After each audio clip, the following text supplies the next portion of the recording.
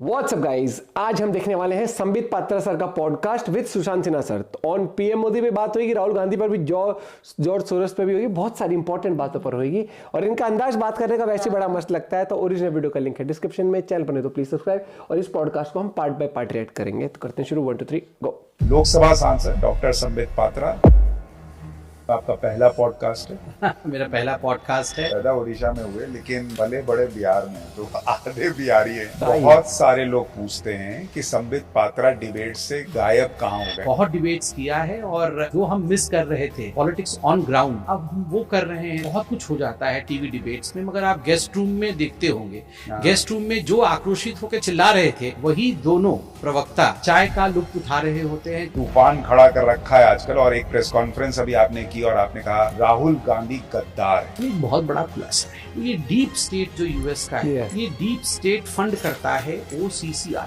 उसमें एक मेजर जो फंड करने वाला है वो जॉर्ज सोरोस नामक एक व्यक्ति है। उसका एक फाउंडेशन है, ओपन सोसाइटी फाउंडेशन। तो इनके पास एक वीटो राइट होती है कि हम आपके संस्था को फंड कर रहे हैं तो आपका एडिटर कौन रहेगा, अच्छा, आपका जर्नलिस्ट कौन रहेगा। ये जो भी रिपोर्टिंग कर रही है उसके पीछे एक मनसा है और वो मनसा that is driven by those who pay for it. फिर ये तो सुपारी रिपोर्टिंग है। बिल्कुल सुपारी रिपोर्टिंग है। यहाँ जॉर्ज सोरोस है जो OCCRP को फंड करता है और यहाँ राहुल गांधी। तथ्यों के साथ जब हमने ये एनालिसिस किया कि आखिर कैसे इन दोनों का रिश्ता क्या है, तब धीरे धीरे करके रिश्ता सामने आने लगा। वो मुद्दा जो है वो मैन्युफैक्चर हो रहा था OCCRP में और उठा रही थी कांग्रेस पार्टी और राहुल गांधी, और निशाने पे थे नरेंद्र मोदी और भारत। देखिए, हमेशा विदेश दौरे में भी राहुल गांधी का इन्वॉल्वमेंट जिन लोगों से होता था वो लोग कोई ऑर्डिनरी लोग नहीं थे, वो लोग भी OCCRP जॉर्ज सोरोस के लोग थे। हो सकता है उसको राहुल गांधी के नेतृत्व में भरोसा हो, तो है ना, वो चाहते ही है कि राहुल गांधी का नेतृत्व आ जाए, रेजिम चेंज ही चाहते हैं और तभी ये सारा कुछ they are cooking up all the stories because they want regime change. Congress party तो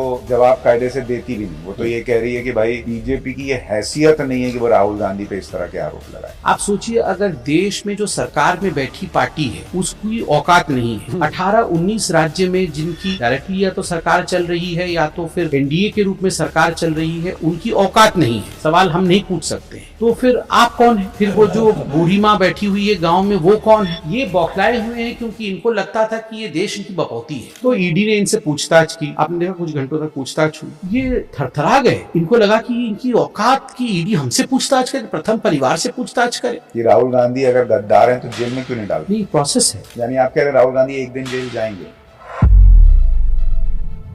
उज्बेकिस्तान उस समय क्यों गए थे जब चुनाव एकदम सर के ऊपर था? क्या आवश्यकता पड़ी आप रातों रात उज्बेकिस्तान गए? फाउंडेशन ईयर था, राहुल गांधी नहीं थे, एक रात पहले चले गए।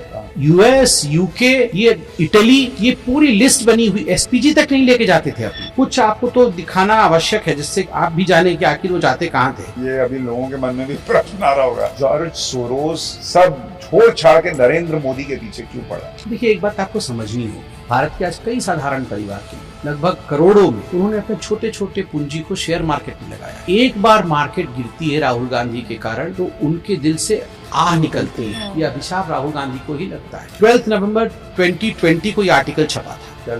उसमें लिखा था कि Adani is Modi's Rockefeller. Rockefeller है मोदी का। If you want to destroy Modi, destroy Adani. मतलब ये हम ऑर्गेनाइज क्राइम और करप्शन दिखाना ये महत्वपूर्ण। डिस्ट्रॉइंग मोदी मतलब आप एक एम लेके चलिए कि मोदी को डिस्ट्रॉय कैसे करना है। पर पब्लिक यही कहती है कि आप लोग ना ठीक से हैंडल नहीं कर रहे। वो कहते हैं कि भाई जैसे डोनाल्ड ट्रंप खुल के कह देता है भाई कि मैं डीप स्टेट को खत्म कर दूं। मोदी जी क्यों नहीं खत्म कर रहे? आपको लगता है कि मोदी जी डीप स्टेट को खत्म नहीं कर रहे हैं? तो ये काम आपको इतना आसान लग रहा है क्या? गड्ढा भरेगा, उसके बाद इमारत चल रहा है, गड्ढा भर रहे हैं, लगभग भरने पड़ गया है। हो सकता है राहुल गांधी इतने मासूम हो, बेचारे को पता ही ना हो। इतने मासूम हैं जिनको कुछ पता नहीं है तो घर में बैठना चाहिए ना। तो फिर वो अपना आराम से क्लब लब जाएं, वहाँ मजे करें, फिर वो देश चलाने की क्यों सोच रहे हैं? ये जॉर्ज सोरोस क्या इस देश के पत्रकारों को और एक पूरे इकोसिस्टम को भी फंड कर रहा है? ये पॉडकास्ट बहुत इंटरेस्टिंग होने वाला है। Top angle with Sushant Sinha. ऐसे पॉडकास्ट देखने में एक अलग ही मजा आता है भैया। नमस्कार, हमारे इस खास show top angle with Sushant Sinha में आपका बहुत स्वागत है। टॉप एंगल, जहां हम किसी भी विषय को थोड़ा टॉप एंगल पर जाकर देखने का प्रयास करते हैं ताकि चीज़ों को समग्र तौर पर देख पाएं और बेहतर ढंग से समझ पाएं। और फिलहाल देश में जो पॉलिटिक्स चल रही है उसको टॉप एंगल से देखना बड़ा ज़रूरी है, क्योंकि 4 जून के बाद जो माहौल था वो हरियाणा और महाराष्ट्र के चुनाव के बाद पूरी तरह से कहते हैं ना हेलीकॉप्टर शॉट की तरह विपक्ष का एजेंडा बाहर जाकर गिरा है। लेकिन क्या ये पॉलिटिक्स जो पिछले कुछ सालों से चल रही है वो देश के खिलाफ है, देश विरोधी ताकतों के साथ मिलकर हो रही है? क्या राहुल गांधी गद्दार हैं जैसा बीजेपी आरोप लगा रही है और एक पूरा इकोसिस्टम नरेंद्र मोदी को पॉलिटिकली खत्म करने के लिए भयंकर षड्यंत्र रच रहा है क्या? आज ऐसे बहुत सारे विषयों को हम टॉप एंगल से देखेंगे और इसमें हमारी मदद करेंगे लोकसभा सांसद डॉक्टर संबित पात्रा। संबित भाई, बहुत स्वागत है आपका। धन्यवाद सुशांत भाई, बहुत बहुत धन्यवाद। और अगर मैं गलत नहीं हूँ, आपका पहला पॉडकास्ट है? मेरा पहला पॉडकास्ट है, बल्कि बहुत दिनों बाद एक पब्लिक अपीयरेंस भी है। टीवी इंटरव्यू में तो मैं देखा प्रेस होगा कॉन्फ्रेंस में तो आजकल रहा हूँ, मगर बहुत दिनों से टीवी इंटरव्यू चुनाव में आ रहा है। इत्यादि के कारण अब डिबेट्स में नहीं आ पाता हूँ, तो पहला पॉडकास्ट है। बहुत सारे लोग पूछते हैं कि संबित पात्रा डिबेट से गायब कहाँ हो गए, आप क्यों डिबेट्स में नहीं आते? लोग जानना चाहते हैं। ये आप भी जानते हैं, ज़मीन की राजनीति अलग होती है, लोकसभा का क्षेत्र दूर है यहाँ से, और मेरा जो लोकसभा का क्षेत्र है मेरे लिए भाग्य का विषय है। जगन्नाथपुरी धाम है, महाप्रभु का धाम है, और मोस्टली एक रूरल सेंटर है। 75% जो है हमारे ग्राम पंचायत है। स्वाभाविक रूप से वहाँ से जुड़ना, डिबेट करना जनता के बीच रहते हुए, ये एक बहुत डिफ़िकल्ट काम हो जाता है, कई बार संभव नहीं हो पाता है, और आपका ध्यान ज़मीन पर ही रहती है। किसी को अस्पताल में भर्ती कराना है, वहाँ के जो काम होते हैं वो प्रायोरिटाइज हो जाते हैं, तो स्वाभाविक रूप से थोड़ा दिक्कत तो रहता ही है। मगर जो संगठन का आदेश रहता है हम पालन करते हैं। जब जब संगठन कहती है कि आप प्रेस कॉन्फ्रेंस इत्यादि करिए, हम लोग हाजिर रहते हैं। आप डिबेट्स को मिस करते हैं, लोग तो आपको मिस कर रहे हैं। आप डिबेट्स को कभी ऐसा लगता है यार वो भी, लेकिन मजा तो आता था। देखिए, फेजेस होते हैं, मुझे लगता है कोई किसी को मिस नहीं करता है। जीवन के फेजेस होते हैं, लोगों को भी नए नए लोग प्रवक्ता के रूप में देखने के लिए उनकी भी इच्छा होती है, उनकी भी पसंद होती है कि हम कुछ नए चेहरे भी देखें, और देखने को मिलता भी है। हमारे जो साथी प्रवक्ता हैं वो बहुत अच्छा कर रहे हैं, और जहाँ तक हमें मिस करने का कि हम मिस करें डिबेट्स को, मुझे लगता है बहुत डिबेट्स किया है, और जो हम मिस कर रहे थे पॉलिटिक्स ऑन ग्राउंड, अब हम वो कर रहे हैं। तो यह भी एक फ़ेज़ है। सभी फेजेस को पॉलिटिक्स में मुझे लगता है उस किरदार को ठीक तरीके से निभाना चाहिए, उसके साथ जस्टिफिकेशन करना चाहिए। जब आप डिबेट कर रहे हो तो 100% डिबेट करना चाहिए, और जब आप ज़मीन पे ज़मीनी काम कर रहे हो तो 100% ज़मीनी हकीकत के साथ जुड़े होकर काम। आप जब डिबेट करते थे तो लोड लेते थे उसका कि आज बहस बहुत तगड़ी हो गई, बीपी हाई होता था? नहीं, बीपी कभी हाई नहीं होता था, क्योंकि यही सुंदरता भारतवर्ष के राजनीति का है। अब देखिए, हम टीवी में आकर आक्रोशित होकर बातचीत जरूर करते हैं, कई बार बहुत कुछ हो जाता है टीवी डिबेट्स में, मगर आप गेस्ट रूम में देखते होंगे, गेस्ट रूम में जो आक्रोशित होकर चिल्ला रहे थे वही दोनों प्रवक्ता चाय का लुत्फ उठा रहे होते हैं, चाय की चुस्की पे बात कर रहे होते हैं, भिन्न भिन्न विषयों पे बात कर रहे होते हैं, और ऐसा लगता नहीं है कि ये अभी लड़ने वाले हैं या लड़के लौटे हैं। तो ये हिंदुस्तान के लोकतंत्र की सुंदरता है, सभी एक दूसरे से मिलते हैं, बाकी तो ये चलता ही रहेगा। मैं तो पब्लिक को भी कई बार, जैसे रिश्तेदार दोस्त वगैरह बहुत लोड लेते हैं पॉलिटिक्स का, मैं समझाता हूँ कि जिनकी डिबेट सुन के तुम्हारा बीपी हाई हो रहा है वो लोग बाद में आराम से दोस्ती यारी करते हैं, इतना लोड ना लिया करो। नहीं, आप सही बोल रहे हैं। देखिए, जहाँ तक बीपी हाई का सवाल है, डिबेट्स आजकल जिस प्रकार हो रहे हैं, आजकल मतलब जब से हम लोग सब भाग ले रहे थे, बहुत सारे किरदार होते हैं, बहुत सारा कुछ बोलना होता है, और स्वाभाविक है एक टीआरपी का भी उसमें एंगल रहता है। जो आप टॉप एंगल आज कह रहे हैं, टीआरपी का भी एक एंगल रहता है, उसमें बहुत कुछ हो जाता है आजकल। और एक 10 सेकंड 20 सेकंड के अंदर आपको एक छोटे से पुड़िया में बहुत बड़े मैसेज को संजो कर देना होता है, तो आप प्रेशर में तो रहते ही हैं। मगर फिर भी मुझे लगता है कि कभी ब्लड प्रेशर बढ़ जाए, इस प्रकार से डिबेट नहीं करना चाहिए। समित भाई, आप देखिए डिबेट्स में आपको लोगों ने बहुत सुना, प्रेस कॉन्फ्रेंसेस में सुना, लेकिन आज भी बहुत सारे लोग डॉक्टर संबित पात्रा जो टीवी पे दिखते हैं उसके अलावा क्या आपके जीवन के बारे में नहीं जानते। तो आज इस पॉडकास्ट में आपको बहुत कुछ जानने को मिलेगा। लेकिन चूंकि आप डिबेट में तो नहीं आ रहे, पर आपका वो जो रौला था वो ख़त्म नहीं हुआ है। लोकसभा में भी जिस तरह से आपने तूफान खड़ा कर रखा है आजकल, और एक प्रेस कॉन्फ्रेंस अभी आपने की और आपने कहा राहुल गांधी गद्दार है, जिस पे आपके खिलाफ प्रिविलेज मोशन भी आगे बढ़ा दिया गया है स्पीकर के पास। आपको क्यों लगा राहुल गांधी गद्दार है? और इतना गंभीर शब्द मुझे ध्यान नहीं कि बीजेपी ने इससे पहले उनके लिए यूज किया हो।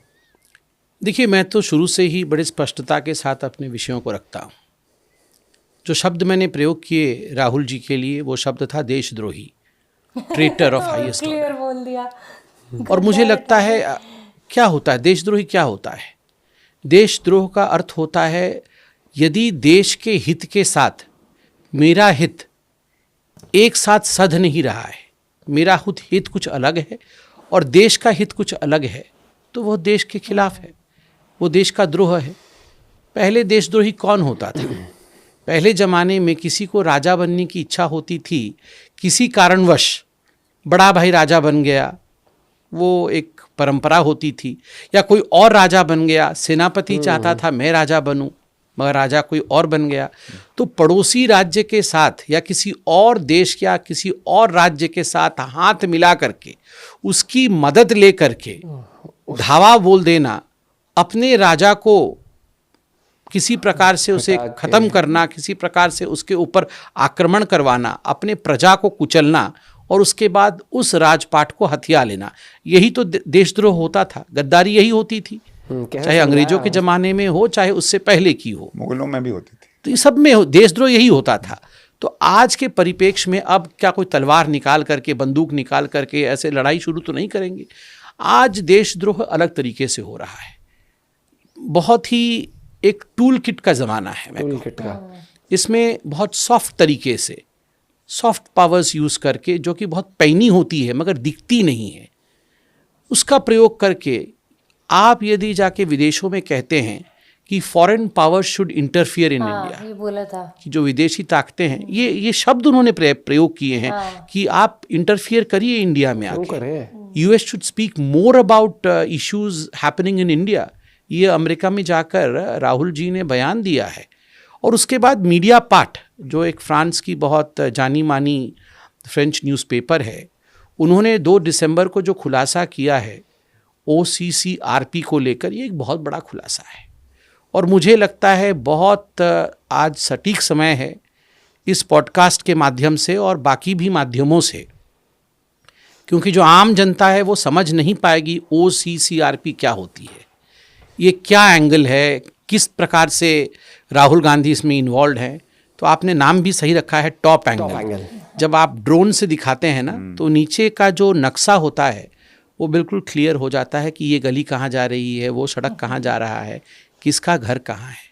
तो ये टॉप एंगल में आज मैं आपको समझाऊंगा कि मैंने आखिर क्यों राहुल गांधी को ट्रेटर कहा। देखिए, ये मीडिया पार्ट, फ्रांस का जो न्यूज़पेपर है, ये कई बड़े बड़े खुलासा करती है। कई बार जो हमारी ऑपोजिशन पार्टीज़ है उन्होंने भी उनका सहारा लेके हम पे भी आक्रमण किया है। आज जो खुलासा हुआ है दिसंबर 2 तारीख को, उसमें मीडिया पार्ट ने अपने एक कॉन्टेम्प्ररी मीडिया बॉडी, जो कि विश्व की मैं कहूँगा सबसे बड़ा मीडिया बॉडी है, मीडिया ऑर्गेनाइजेशन है, OCCRP, organised crime corruption reporting project, ये OCCRP, मतलब विश्व में कहीं भी अगर ऑर्गेनाइज्ड क्राइम हो रहा है या ऑर्गेनाइज्ड करप्शन हो रहा है, तो उसके ऊपर ये जो मीडिया संस्थान है, इसका मानना है कि हम इस पे इन्वेस्टिगेटिव जर्नलिज्म करके एक प्रोजेक्ट तैयार करेंगे, एक रिपोर्ट तैयार करेंगे और इसके माध्यम से हम एक भूचाल लेकर आएंगे, एक हलचल लेकर आएंगे। तो उसके ऊपर ये खुलासा मीडिया पार्ट ने किया है। मीडिया पार्ट का मानना है कि ये जो OCCRP है, तो ये OCCRP तटस्थ नहीं है, ये न्यूट्रल नहीं है। ये बड़े बड़े खुलासा तो करती है मगर इन खुलासों के पीछे इनका कुछ मनसा अलग ही है। और उस पूरे मनसा को, उस पूरे नक्शे को उन्होंने टॉप एंगल से दिखाया है।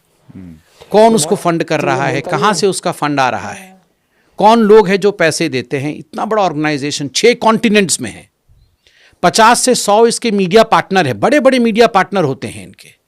इंडिया में भी कई बड़े मीडिया पार्टनर्स हैं।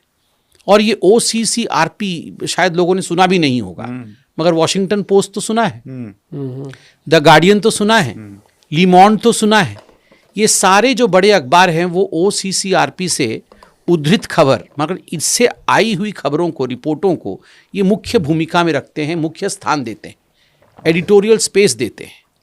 तो स्वाभाविक है जब इतने बड़े बड़े खबर जो मैं कहूँगा पूरे देश में, पूरे विश्व में हलचल मचा सकते हैं, पनामा पेपर्स याद करिए, ये सारा यहीं से निकला है। यहाँ से निकलने के बाद आपको याद होगा पनामा पेपर्स ने क्या हंगामा मचाया था। पाकिस्तान में तो सरकार गिर गई थी। तो ये एक रेजीम चेंज ऑपरेशन, आपने बिल्कुल सही कहा, सरकारें गिर जाना। तो रेजीम चेंज, आप अगर किसी देश में एक बहुत बड़े किसी घोटाले को उजागर करोगे और लोगों के मन में भर दोगे कि ये जो सरकार है, ये सरकार आपके खिलाफ काम कर रही है, ये सरकार कुछ गड़बड़ कर रही है, तो लोग सरकार के खिलाफ खड़े हो जाएंगे और रेजीम चेंज करना चाहेंगे। तो किस प्रकार से अब जो देशद्रोह है वो हथियार से नहीं, राजा अटैक तलवार से नहीं करेगा, जर्नलिज्म से, कलम से करेगा। वो कलम निकाल करके इस प्रकार का रिपोर्ट तैयार करेगा जिस रिपोर्ट को पढ़ करके जनता के मन में परिवर्तन आ जाएगा। तो ये OCCRP के जो फंडर्स हैं, ये मीडिया पार्ट ने कहा कि इसके लगभग 52% फंड करने वाले US, अमेरिका के डीप स्टेट एजेंसीज हैं। ऐसी बहुत एजेंसीज हैं अमेरिका में, जैसे हमारे देश में भी हम कहते हैं ना कि ये अल्ट्रा नक्सल्स हैं या ये हमारे शहर के नक्सल्स हैं। तो उस प्रकार के एक माइंडसेट के लोग हैं जो बिल्कुल आम दिखते हैं मगर आम है नहीं, वो पॉलिसी मेकिंग को इन्फ्लुएंस करते हैं। अर्बन नक्सल हम यहाँ कहते हैं जिनको। तो वहाँ भी डीप अर्बन नक्सल उनका डीप स्टेट है। वहाँ देखिए हर राज्य में, हर परिस्थिति में नोमेनक्लेचर बदलता है। US में ऐसे डीप स्टेट कहते हैं, जिसको हम कहते हैं कि सरकार किसी की भी हो, सिस्टम हमारा है। बिल्कुल, आपने बिल्कुल, सरकार किसी की भी हो, एक सिस्टम अंदर में रहता है। वो सिस्टम जो कुछ भी कर सकता है और सरकार भी कई बार भौचक्की रह जाती है। तो ये डीप स्टेट जो US का है, ये डीप स्टेट फंड करता है OCCRP को। उसमें एक मेजर फंड करने वाला जो चंक है, इसमें रॉकफेलर भी करते हैं, बाकी भी करते हैं, उसमें एक मेजर जो फंड करने वाला है वो जॉर्ज सोरोस नामक एक व्यक्ति है। उसका एक फाउंडेशन है, ओपन सोसाइटी फाउंडेशन। तो ये ओपन सोसाइटी फाउंडेशन यह भी फंड करती है OCCRP को। जब आप फंड करते हैं तो इनके पास एक वीटो राइट होती है कि हम आपके संस्था को फंड कर रहे हैं, तो आपका एडिटर कौन रहेगा, अच्छा, आपका जर्नलिस्ट कौन रहेगा, आपका बड़ी बात है चीफ एडिटर कौन रहेगा, जो उनका सबसे मुख्य आदमी है, उस पर भी जो लोग पैसा लगाते हैं 52% अगर ये लोग लगा रहे हैं, deep state including George Soros, तो इनका स्टेक रहता है। तो ये तो अगर हम शुरुआत में ही देखें और हम दर्शकों को भी समझाएं कि OCCRP ने तो अपने आप को पहले ही कॉम्प्रोमाइज़ कर दिया। जैसे हमारे यहाँ भी न्यूज़ चैनल्स हैं, यूट्यूब चैनल्स हैं, आप किसी से कमर्शियल लेते हैं, कोई आपका इन्वेस्टर होता है, वो ये तय नहीं करता कि एडिटर कौन होगा, एंकर कौन होगा। भाई आप ऐड चलाओ, जाओ, आप पैसा दो, आप रहो, जो भी करो, लेकिन हमारी एक एडिटोरियल स्वतंत्रता होती है। जैसे मैच के अगर OCCRP पैसा ले रही है, सरकारी पैसा ले रही है, डीप स्टेट से पैसा ले रही है और ये कह रही है कि तुम बताओ कि कौन एडिटर रहेगा, तो पहले ही संदेह के दायरे में आ गए। नहीं, बिल्कुल यही तो खुलासा हुआ है। देखिए, वीटो शब्द कहते ही हमें यूनाइटेड नेशन याद आता है और सिक्योरिटी काउंसिल याद आती है कि 5 देश है वो वीटो कर देते हैं। वो जो कह दे वही होगा, उसके ऊपर किसी के स्वर को नहीं माना जाएगा। ठीक। तो उसी प्रकार से ये जो कुछ डीप स्टेट के खिलाड़ी हैं, ये जो कह दे वही होगा, उसके ऊपर और कुछ नहीं माना जाएगा। तो जॉर्ज सोरोस जैसा व्यक्ति भी इसमें, जो मैं कहता हूँ ना कि वो 5 देश हमें याद आते हैं, तो इन खिलाड़ियों में से एक मुख्य खिलाड़ी जॉर्ज सोरोस है। उसका भी वीटो पावर है कि वो जो कह दे वही होगा। तो स्वाभाविक रूप से मीडिया पार्ट ने कहा कि जिसको आप तटस्थ सोच रहे थे, जिसको आप न्यूट्रल सोच रहे थे, जिसको आप सोच रहे थे कि ये नॉन पार्टीसन होके कि पार्टी नहीं बनेगी और केवल विश्व की भलाई के लिए, मतलब विश्व भला हो जाए, यहाँ करप्शन मिट जाए, क्राइम समाप्त हो जाए, उसके लिए रिपोर्टिंग कर रही है, ऐसा नहीं है। ये जो भी रिपोर्टिंग कर रही है उसके पीछे एक मनसा है और वो मनसा that is driven by those who pay for it. तो फिर ये तो सुपारी रिपोर्टिंग हो गई। बिल्कुल सुपारी रिपोर्टिंग है, मगर आप ये चीज तो समझो कि पार्टी ऑफिशियली तरीके से इलेक्शन खुद नहीं लड़ना, लेकिन जो लड़ रहे हैं उनकी उस तरीके से सपोर्ट करना, या फिर किसी तरीके से मतलब डायरेक्ट लिंक भी ना बना के अपनी ऑर्गेनाइजेशंस, अपने न्यूज रिपोर्टिंग, अपने जर्नलिज्म, अपने चैनल्स, अपने पब्लिशिंग हाउस इस तरीके से क्रिएट कर देना और ऐसी न्यूज बनाना ऐसे, क्योंकि उस न्यूज़ चैनल का या फिर उस यूट्यूब चैनल का या फिर पब्लिशिंग हाउस का या फिर मैगजीन का कोई ऑफिशियल पार्टी नहीं होगी उसकी। लेकिन वो अब जो न्यूज़ आएगी, कोई इंसान पढ़ेगा बोलेगा या वीडियो देखेगा बोलेगा भाई यार ये तो किसी राजनीति पार्टी का नहीं है ये, तो ये तो कुछ सही छाप रहा होगा।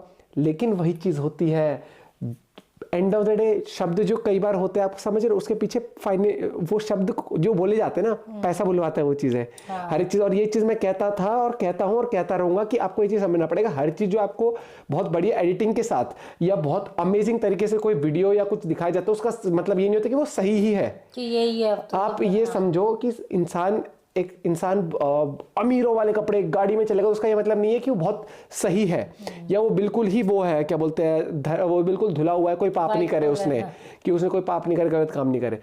कपड़ों से इनसे जज मत हो। और ऐसा भी नहीं है कि क्या बोलते हैं बिल्कुल ही किसी ने बिल्कुल बहुत ही, जैसे मैं कहता हूँ ना, कोई बाबा बन के भी आ गया या किसी तरीके से आ गया, तो आप कभी किसी अटायर से जज नहीं कर सकते हो। आपको उससे वार्तालाप करके या फिर आपकी एक अंडरस्टैंडिंग खुद की भी होती है, आपको ये चीज़ समझनी चाहिए। और जैसे आप ये देखना ना, ये जितनी भी बाहर के लोग होते हैं, ये रिपोर्ट जितनी भी आती है, मान लो अडानी के ऊपर आगे कुछ आगे, इंडिया में रहकर इंडिया के लोग आई थी ना शेयर मार्केट को लेके, हर साल 1 जनवरी के आसपास आ जाएगी, 1 नवंबर अक्टूबर के आसपास आ जाएगी रिपोर्ट। और आप एक चीज देखना, जब रिपोर्ट आती है, ये सारी खुफिया खबर ना बाहर के देशों को मिलते हैं जो 7 समुंदर पार हैं, जिनका इंडिया के अंदर कुछ हो ना हो, लेकिन खबर वहां से जरूर निकाल देंगे।